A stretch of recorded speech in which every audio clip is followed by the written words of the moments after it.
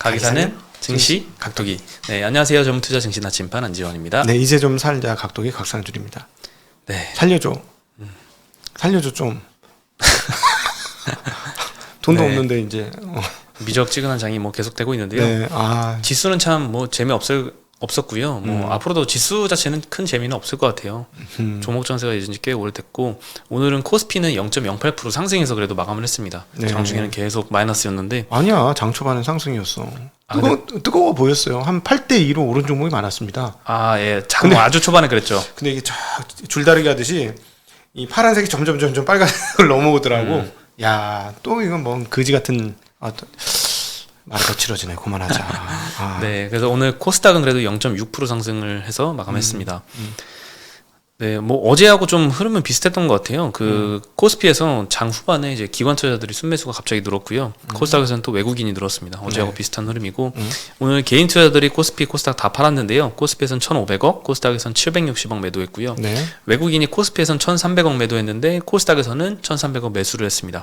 기관은 코스피에서 2,700억 매수를 했고요. 코스닥에서는 220억 매도를 했습니다. 네, 오늘 뭐 금리도 조금 떨어졌고요. 한국 10년물은 지금 2.3 아래를 밑돌고 있고, 한국 3년물은 1.85 정도를 기록을 하고 있습니다. 요즘 최근 며칠 동안 많이 좀 조정을 받고 있습니다. 과하게 올랐었죠, 금리가. 예. 근데 오늘 카카오뱅크가 2.5% 상승하면서 다른 이제 시중은행들은 그냥 보합세 정도 유지했는데, 은행 업종이 1.9%로 제일 많이 올랐고요. 서비스업이 두 번째로 많이 올랐습니다. 네이버 카카오는 그래도 한 2%, 뭐 0.4%씩 올랐는데, 이것보다 뭐 NFT 관련된 회사들이 좀 많이 올랐습니다. 네. 갤럭시와 SM 오늘 상한가를 갔고요. NHN이 오늘 12%나 올랐습니다. 네. 여기도 NFT 관련된 게임을 이제 진출하겠다고 했고요. 두산이 5.6% 올랐는데요. 인프라 예산한 영향인 것 같고요. 크래프톤도 5.4% 반등했고, 한전기술이 5.4% 올랐습니다. 요거는 이제 브라질에서 이제 원전 추가 건설하겠다는 얘기가 나왔고요. 네.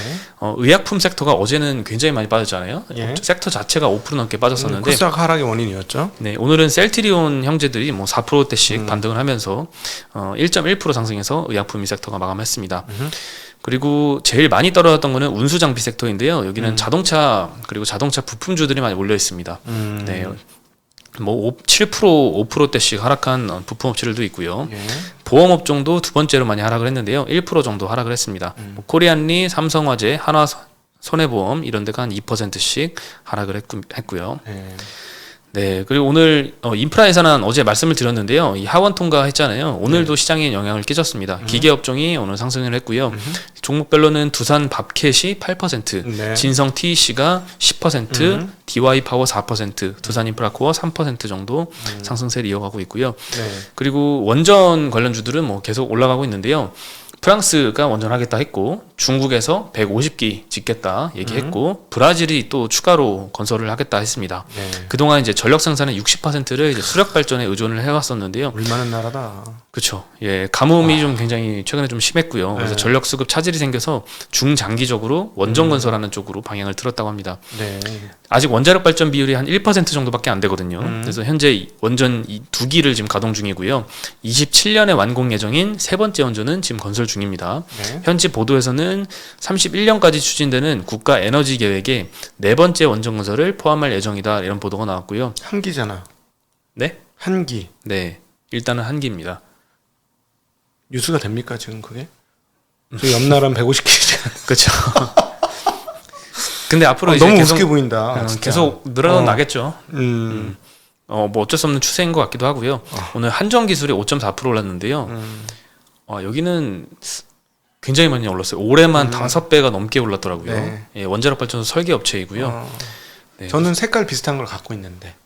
색깔이 비슷하긴 색깔 거의 같은 색깔이죠. 네. 엄마하고 아들인데. 하죠. 아쉽습니다. 엄마가 있는데 엄마. 아들만 잘 나가고 있습니다. 박수 쳐야지. 아들이라도 잘 나갔으니까.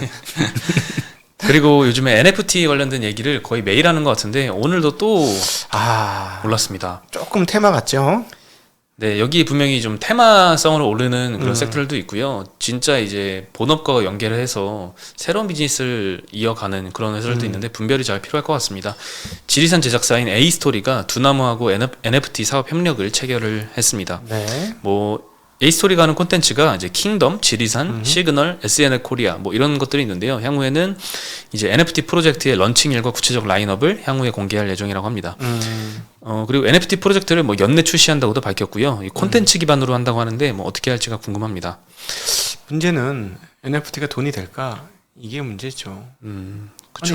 아니, NFT 그 도장 빵 찍어서 해도 돈이 안 되면. 그렇죠. NFT는 사실 기존 사업을 어떻게 보면은 기존 사업을 잘 마케팅하는 수단으로 활용을 한다는 계획인 것 같은데 예를 들면 위메이드의 계획은 굉장한 시너지가 발생을 하는 것 같아요. 근데 이제 일부 업체들은 NFT를 결합을 해도 과연 시너지가 생길까? 이런 생각이 드는 업체들도 있습니다. 그래서 제가 대표적인 게 뉴스잖아요. 뉴스 NFT 하는 순간 망한다고.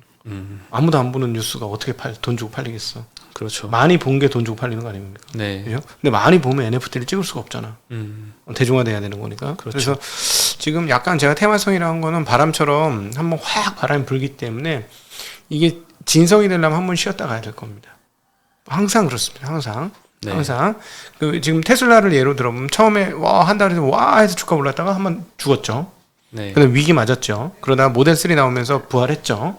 그러다가 또 올라갔다 또 한 번 죽었죠. 그럼 그건 죽은 게 아니고 이제 조정을 했죠. 근데 판매량 증가되면서 다시 올라왔죠. 이게 항상 꿈이었을 때 한번 오르고 실전에 다가왔을 때 한번 빠지고요. 실전 직전에. 실전에서 잘하면 오르고 실전에 잘못하면 죽습니다.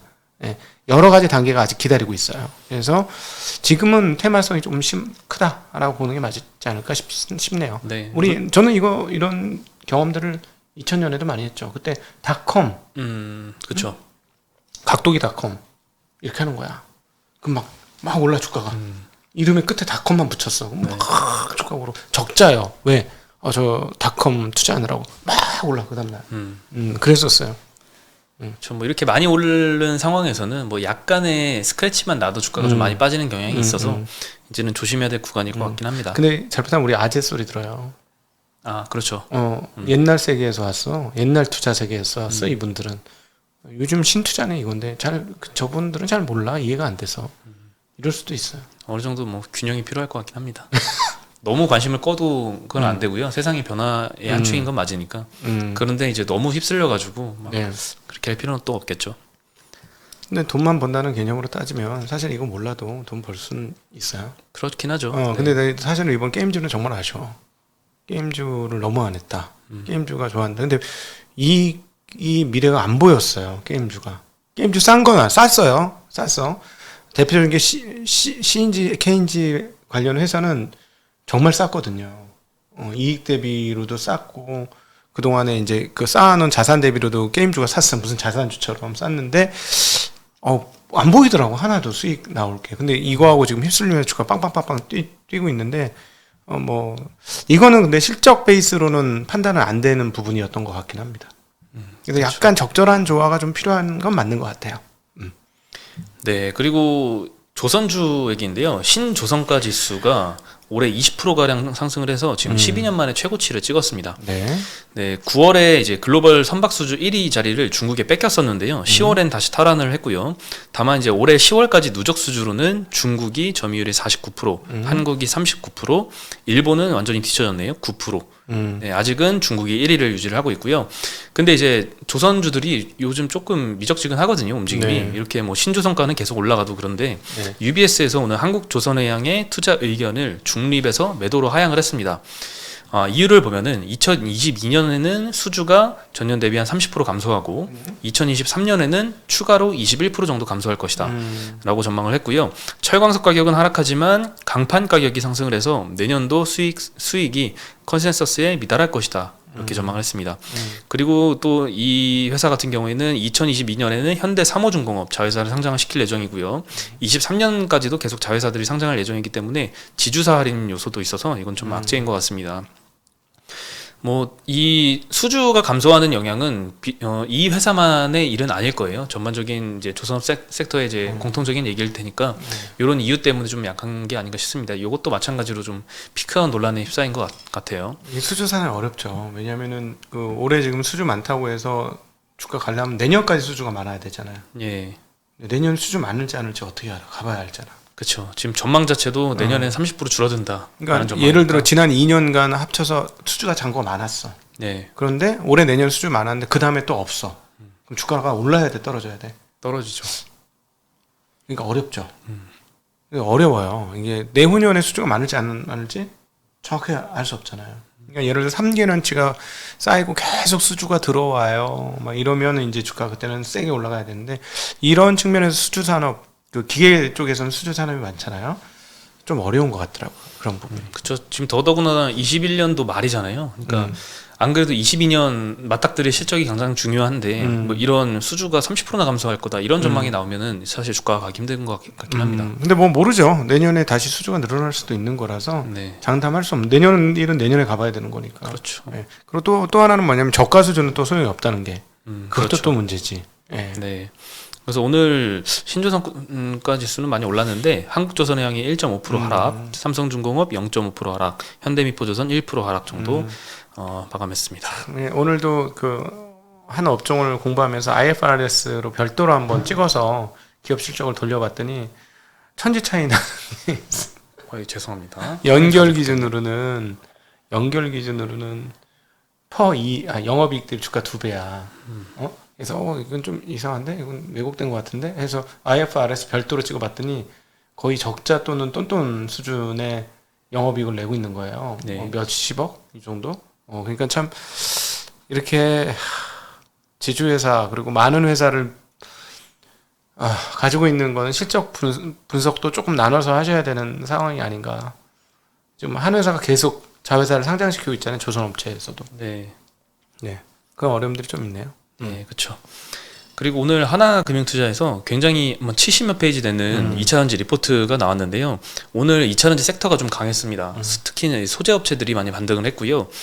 다만 셀업체는 좀 약했는데 여기에 대한 힌트를 좀 볼 수 있을 것 같아서 내용을 한번 소개를 해드리겠습니다. 일단 10일에 내일 미국 시장에서 리비안이 상장이 됩니다. 네. 시가총액이 한 70조 원 정도가 예상이 돼서 네.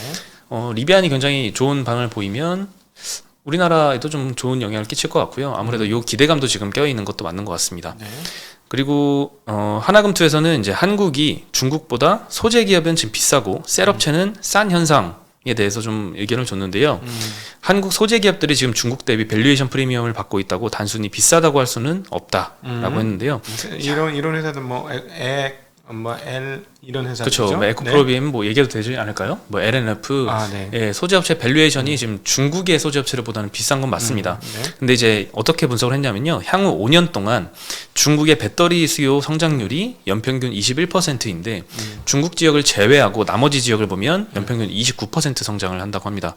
그래서 한국 업체들은 매출 비중이 중국 업체들은 좀 중국에다만 많이 파는데 한국 업체들은 글로벌리 이렇게 잘 분산이 돼 있거든요.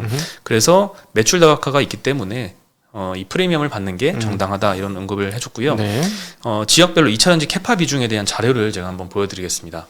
네, 왼쪽 자료가 2차전지 캐파 비중이고요. 오른쪽이 글로벌 전기차 배터리 MS인데요. 좌측 그래프를 보시면은 CATL이 중국 점유율이 대부분이다라는 사실을 회색이 아실 중국. 수 있을 겁니다. 회색이 네, 중국. 회색이 네. 전부 다 중국입니다. 근데 이제 국내 업체들은 굉장히 다각화되어 있죠. 오른쪽 그래프를 보시면은 중국 시장에서는 CATL의 점유율이 굉장히 압도적입니다. 근데 중국 이외의 시장에서는 LG가 가장 거의 탑으로 높고요. 그리고 SDI, SK이노베이션, CATL은 굉장히 비슷한 상태입니다. 10% 정도의 점유율을 기록을 하고 있습니다. 네, 그리고 이제 한중 셀 메이커들 2023년 기준 PER 자료를 보시면요. 요거는 이제 소재업체하고 전혀 달리 셀업체들인데요. 중국이 한국보다 굉장히 높은 멀티플을 받고 있습니다. 그 이유에 대해서는 이 리포트에서는 수익성 차이 때문이다. 이렇게 분석을 했습니다. 전지 부분의 수익성을 보면요. 삼성 SDI가 17년에 2%, 18년에 8%, 19년에 5%, 20년에 6%, 21년에 9% 이렇게 기록을 하고 있는데 요거는 이제 전지 부분을 다 합친 거고 자동차 관련된 게 포함되어 있는 이 중대형 전지 부분은 수익성이 1% 수준입니다. 반면에 CATL은 연간 수익성이 13% 수준이라서 한국 업체들하고는 비교 안 되게 굉장히 높은 수준이긴 합니다. 이 수익성 차이가 도대체 왜 나는 거냐를 보면은 리튬이나 니켈 등의 이제 광물 자원의 가격 변동성이 굉장히 큰데 특히나 이 소재 업체들이 이 변동비 비중이 굉장히 압도적입니다. 네. 그래서 이 원재료 부담이 아무래도 굉장히 큰 상태인데요. 전통적으로 이제 노트북이나 스마트폰에 들어가는 소형 전지 시장에서는 고객사로부터 이 원자재 가격 변동분을 어느 정도 보전을 받았습니다. 네. 근데 전기차 시장에서는 그러지 못했던 게 주요 요인이고요. 2018년까지만 해도 글로벌 전기차 시장의 50% 이상이 중국이었잖아요. 그래서 이제 OEM 업체 입장에서는 반드시 또 전기차를 만들어야 되는 상황도 아니었기 때문에 보조금 지급에 그렇게 호의적이지는 않았었습니다. 근데 2020년에 탄소 배출 규제를 기점으로 OEM들이 전기차 제조가 굉장히 급해졌죠. 네. 그러면서 이제 점차적으로 소재 업체들한테 이 원재료 가격 변동분을 좀 보전해주는 요런 보전해주는 수주 비중이 최근에 굉장히 많이 상승했다라고 주장을 하고 있습니다. 네. 그래서 이제부터는 이제 변동비 부담은 조금 덜어지고 고정비 부담에 대한 이제 해소가 좀 관건이다라고 하는데요. 향후에 이제 차량 반도체 쇼티지가 좀 해소가 되면 가동률이 올라오겠죠. 그럼 그 가동률이 올라옴에 따라서 이러한 고정비 부담은 좀 커버를 할 것이다. 이렇게 전망을 했습니다. 시간이 갈수록 지금 셀 업체들이 너무 중국 업체 대비 밸류에이션이 눌려 있는데 앞으로는 좀 괜찮지 않을까 이런 의견을 줬습니다. 걔네가 너무 비싼 거 아니야? 그럴 수도 있죠. 60배가 넘는데? 네. 60배가 훨씬 넘잖아. BYD 같은 경우는 너무 그쵸. 비싼데? 네, 아무래도 저기에는 뭐 수익성도 있지만 앞으로 LFP 시장에 대한 성장성도 많이 담겨 있는 것도 맞는 것 같아요. 어쨌든 광산도 갖고 있을 것 같아요. 그렇죠. 이게 보니까 오늘도 그 광산 관련 그 리포트를 좀 기사 하여튼 그 글을 좀 읽고 왔는데 광산을 살 때 중국 애들은 윗돈을 주고 사더라고. 넷밸류보다 높은 가격. 근데 그때 당시는 이게 적자인데 지금 와서 갑자기 구리 가격이 올라가니까 이제 흑자가 나기 시작하는 거야. 그런 거 감안해서 사요. 그래서 확실히 조금 뭔가 좀 다르다라는 느낌이 들었어요. 우리는 주판을 튕겨가지고 이게 맞는지 틀린지 이렇게 하는데 얘는 일단 사두고 비싸더라도 사두고 나중에 때가 되면 가격이 그럼 그때 수익을 내. 당분 한 3, 4년 적자라도. 그게 성견지명이죠. 성경지명일까? 아닌가요? 응? 나는 그게 내수시장의 파워라고 생각이 들어요. 팔 수 있다. 팔 때가 있다. 우리는 분명히 팔 수 있다. 국영기업이잖아. 게다가 그런 애들 중신금속 이런 회사인데요. 거기에 대한 글을 읽었는데 우리나라는 잘못하면 못 파니까 그렇게 했다가 잘못하면 꼬꾸라지고 자빠지잖아. 그리고 그쪽 철강회사 우한철강도 그래서 한번 망했거든요.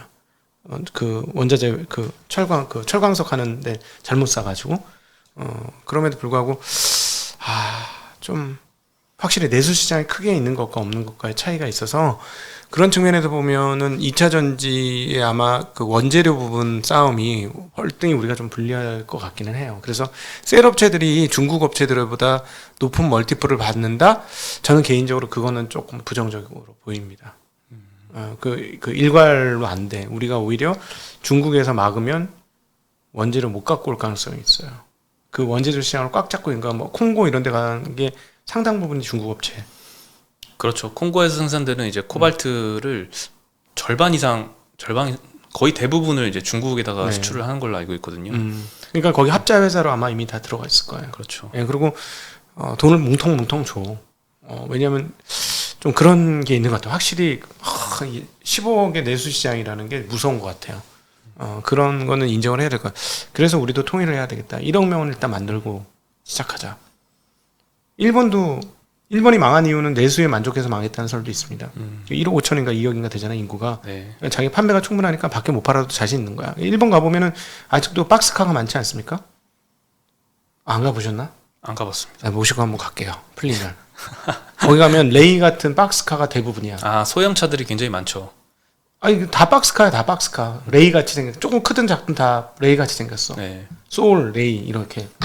저도 그건 되게 신기하더라고요. 저 통계를 봤는데 일본에서는 뭐 한 40% 정도가 다 소형차더라고요. 그건 모르시죠? 네, 소형차를 굉장히 좋아하더라고요. 나하고 돌아다니면 알 수 있는데. 그 이유에 대해서요? 대신에 자전거를 좀 타야 돼. 저는 일본을 자전거 타고 돌아다녔거든, 이렇게. 가보면 알아요. 국도 갔거든. 네. 360번 국도가 갔는데 동네 골목길이야. 그래요? 진짜야. 보도블록 같은 거 깔려 있어요. 길에. 그게 국도예요. 이해가 됩니까? 국도? 옆에 그 집 문이 있어, 문이.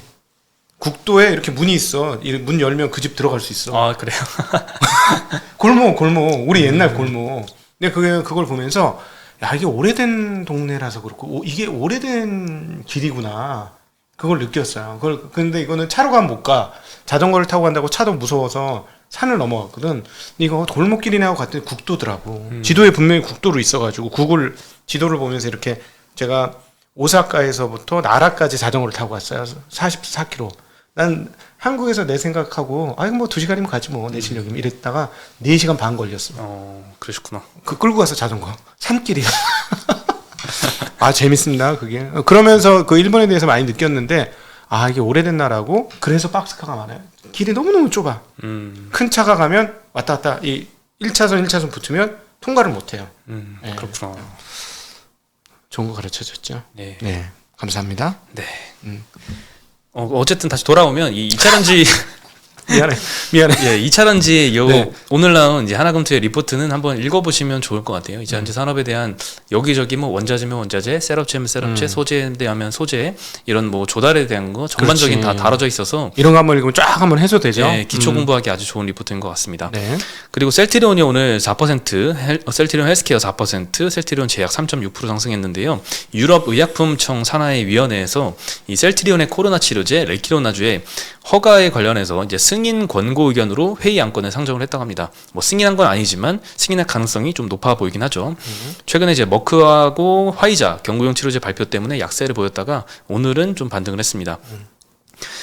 그리고 좀 의미 있는 게 코스닥 시장에서 지금 1위가 셀트리온 헬스케어가 시총 1위잖아요. 네. 2위가 에코프로비엠인데요. 그 격차가 6,400억 정도로 좁혀졌습니다. 지금 1, 2위가 지금 뒤집히기 직전의 상황입니다. 에코프로비엠 정말 많이 올랐어요. 네. 네, 뭐 주가 에코프로비엠이 몇 프로만 더 오르면 이제 시총이 뒤집어집니다. 근데 이게 산업적인 걸 대변하는 거일 수도 있죠. 그 당시 시가총액 상위 종목은 그 대표 산업이 무엇인지를 보여주는 거기도 합니다. 예. 네, 충분히 바뀔 만도 하죠. 2차 전지 산업 커졌잖아요. 네, 굉장히 많이 커졌죠. 네. 에코프로비엠은 근데 오늘 10% 올랐습니다. 저 비싼 주식인 10%. 네. 그리고 이제 차량용 반도체가 다시 조금 어려워지시나 이런 생각이 들게 하는 그런 아직도 힘들다 뭐 이런 네. 기사인데요. 기아 같은 경우에는 EV6 이 전기차 플랫폼에서 나온 전기차잖아요. 네. 지금 11월 달 계약하면 2023년에 받을 수 있다고 합니다. 대기 고객만 지금 2만 명 이상이고요. 카니발, 소렌토, 스포티지 이런 인기 차량은 7개월 이상 소요가 된다고 합니다.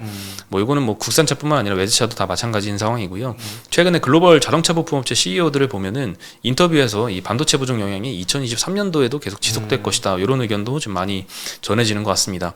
그리고 현대차도 지금 문제가 좀 심각한 것 같은데요. 중국 공장이 특히 좀 그런 것 같아요. 중국 공장 가동률은 지금 20% 정도까지 하락을 해서요. 특히 협력업체들이 굉장히 힘들다고 합니다. 휴업으로까지 뭐 이어지는 상황이고 현대차의 중국 합작사인 베이징 현대가 올해 9월까지 26만 대를 팔았거든요. 네. 연초 목표치 한 46% 정도 수준밖에 안 됩니다. 지금 연말이 거의 끝나가는데 네. 굉장히 부진한 상황이고요. 그래서 중국에 진출할 때 원래 부품 회사들이 몇백 개가 한 방에 같이 진출을 하잖아요.